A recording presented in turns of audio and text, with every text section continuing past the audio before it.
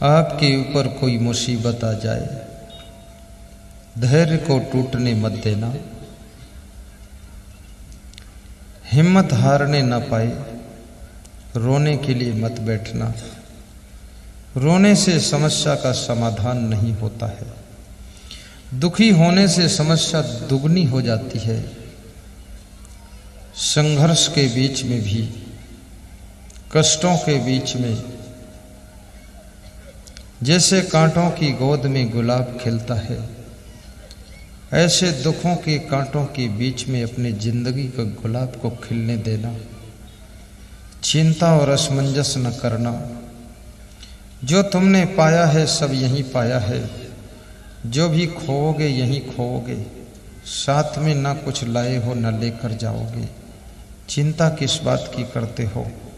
अच्छे कर्म करते रहो, अपने पुण्य भी दूसरों को दान कर दो,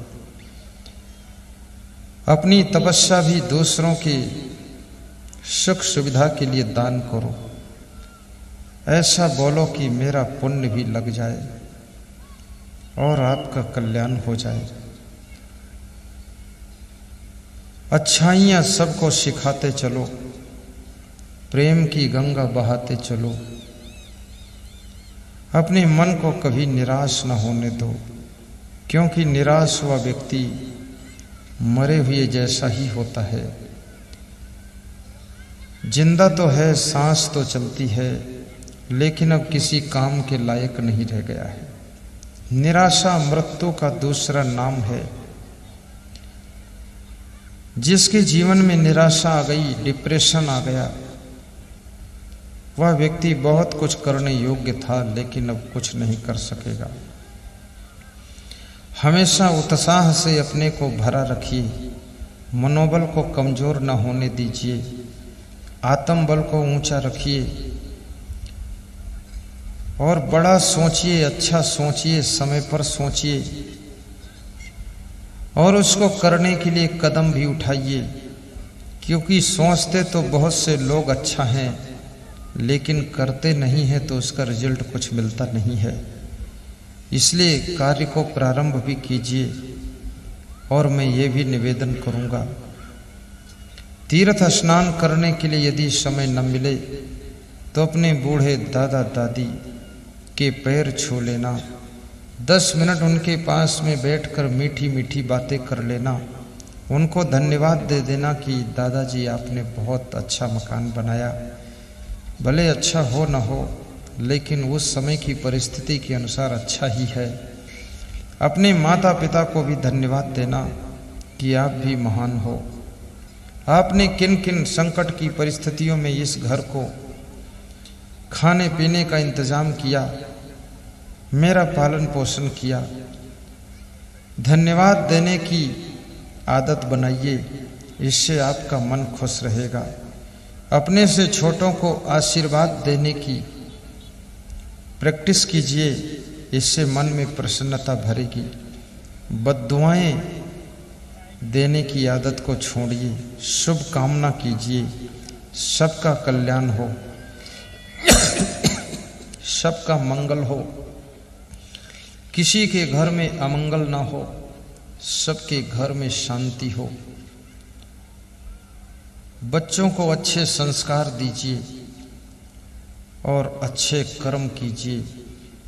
कर्मानुसार फल तो सभी मिलता यही है। भगवान के घर देर है अंधेर नहीं है। ये सब चीज़ों को याद रखना, आपका जीवन मंगलमय होगा, आपका कल्याण होगा। भाइयों और बहनों, आपके लिए मैं शुभ कामना करता हूँ कि आपके घर में कभी दुख ना आए, और यदि दुख आया है तो उस दुख से आप दुखी न हों, ऐसी समझ बूझ आपके अंदर पैदा हो जाए।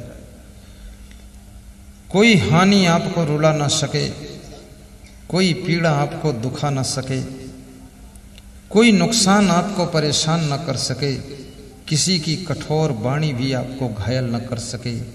इतना आपके अंदर विवेक जागृत हो।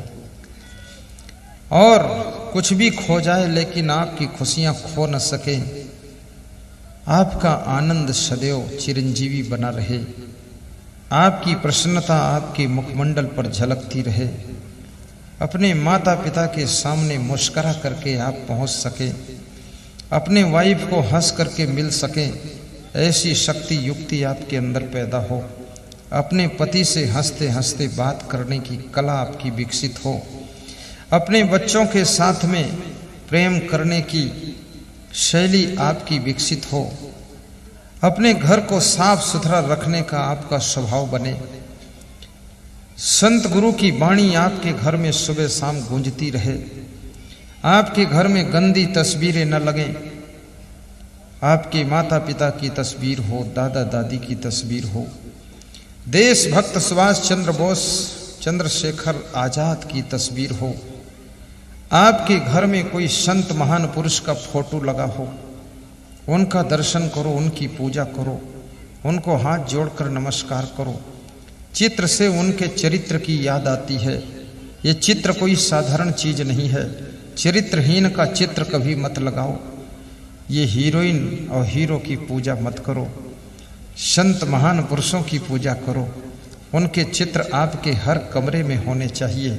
और जिसके घर में महान संतों की तस्वीर लगी होती है, भूत प्रेत बाधा बला का वहाँ प्रभाव नहीं रहता है और उस घर के लोगों की तकदीर बदल जाती है। याद रखना, चित्र तो कागज पर होता है, लेकिन जिंदा आदमी के चरित्र को बदलने की सामर्थ्य रखता है। इसलिए अच्छे महान पुरुषों की, चरित्रवानों की चित्र लगाना चाहिए ताकि आप भी चरित्रवान बन सकें।